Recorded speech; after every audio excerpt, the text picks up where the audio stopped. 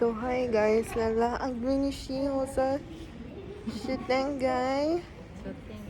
And then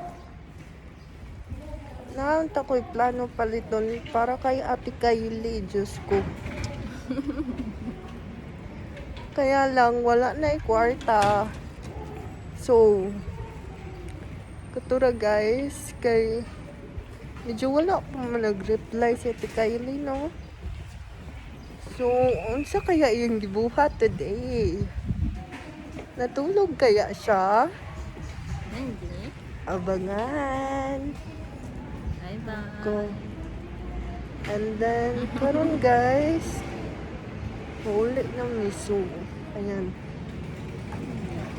Naunta ko'y gusto paliton kay Ate Kylie, pero wala na may kwarta, oy.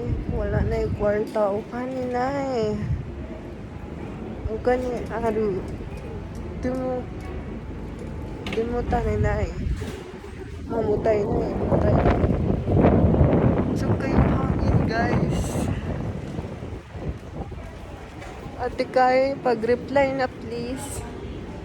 Kay miss na tika-tikay. Bye. Bye. Bye-bye.